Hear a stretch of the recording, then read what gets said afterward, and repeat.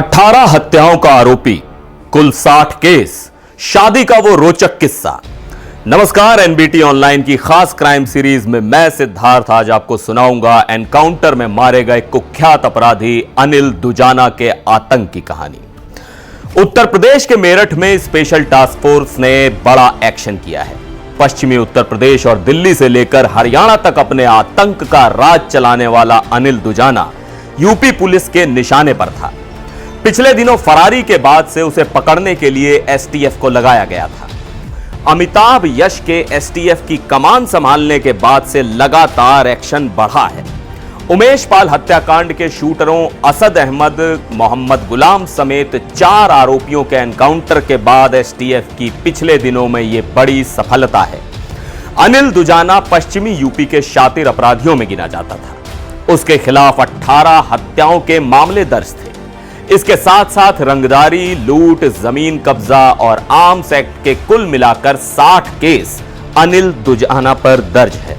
इसके साथ साथ रंगदारी, लूट, जमीन कब्जा और आर्म्स एक्ट के कुल मिलाकर 60 केस अनिल दुजाना पर दर्ज थे। उसके खिलाफ एनएसए भी लगाया जा चुका था। अनिल दुजाना को साल 2012 में यूपी पुलिस ने गिरफ्तार किया था। जनवरी 2021 में वो 9 साल बाद जमानत पर बाहर निकला। हालांकि कोर्ट में केस चलने के दौरान अनुपस्थिति को लेकर उसके खिलाफ गैर जमानती वारंट जारी किया गया। जनवरी 2022 में उसे फिर गिरफ्तार किया गया। बाद में फिर से वो बाहर आ गया। इसके बाद उसकी खोज लगातार चल रही थी। यूपी एसटीएफ और पुलिस की 60 टीमें उसकी गिरफ्तारी के लिए लगी हुई थी। दोपहर 2:26 पर उसका एनकाउंटर हो गया।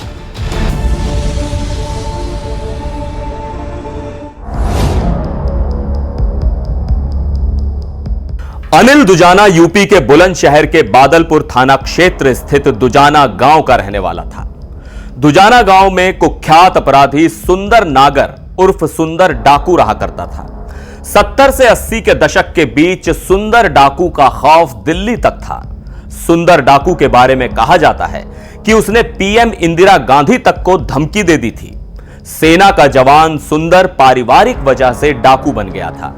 हालांकि गांव में उसकी छवि रॉबिनहुड की थी। पुलिस एनकाउंटर में सुंदर डाकू को मार गिराया गया था। इसी गांव का अनिल दुजाना भी रहने वाला था। अनिल दुजाना पर सबसे पहला केस साल 2002 में गाजियाबाद में दर्ज किया गया था। गाजियाबाद के कविनगर थाने में उसके खिलाफ पहला केस दर्ज हुआ। उस पर हरबीर पहलवान की हत्या का आरोप था। इस हत्याकांड का मामला सामने आने के बाद अनिल दुजाना अपराध की दुनिया में अपना नाम बड़ा करता गया।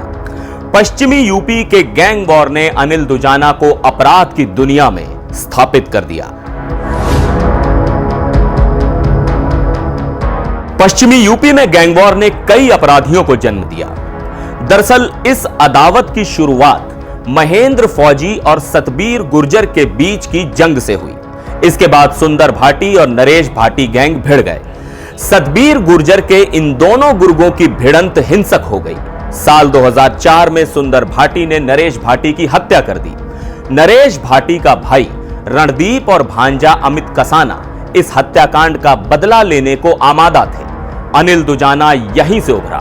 उसने रणदीप और अमित कसाना का साथ दिया। इसके बाद अनिल दुजाना का नाम पश्चिमी यूपी की आतंक की दुनिया में जाना जाने लगा।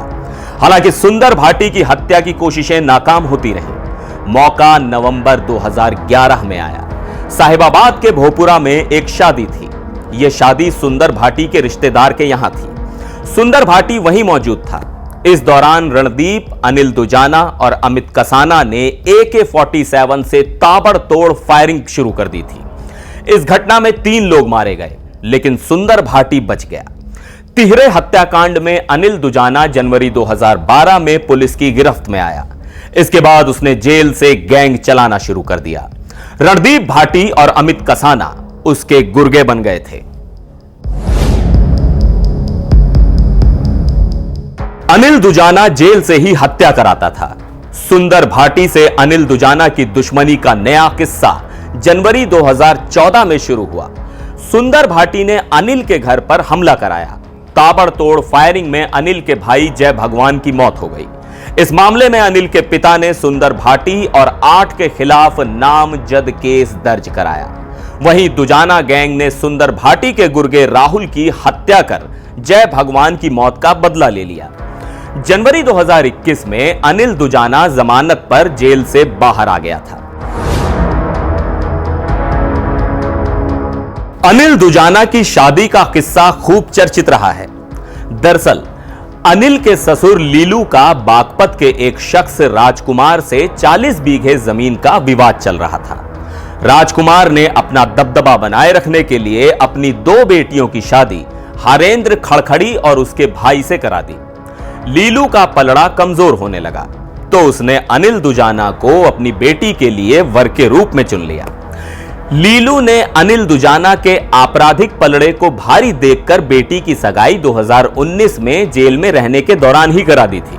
2021 में जेल से निकलने के बाद अनिल दुजाना और पूजा की शादी हो गई।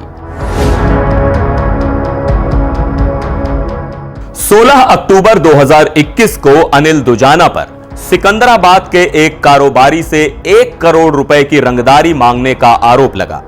सिकंदराबाद के ही खेड़ी गांव के प्रधान जयचंद की हत्या का आरोप भी अनिल दुजाना पर लगा था। जयचंद की पत्नी ने इस मामले में अनिल दुजाना के खिलाफ गवाही दी थी। अनिल ने इस मामले में जयचंद की पत्नी को धमकाया था। इन्हीं मामलों को लेकर उसके खिलाफ लगातार केस चल रहा था। अनिल दुजाना समेत यूपी के तमाम गैंगस्टरों पर पिछले दिनों शिकंजा कसा गया है। एसटीएफ की टीम एक्टिव हुई। मेरठ के पास उसका लोकेशन मिलने के बाद अनिल दुजाना के खिलाफ ऑपरेशन लॉन्च किया गया। इस एनकाउंटर में पश्चिमी यूपी का आतंक ढेर कर दिया गया। एनबीटी ऑनलाइन पर आज के लिए बस इतना ही। फिलहाल मुझे दीजिए इजाजत। नमस्कार।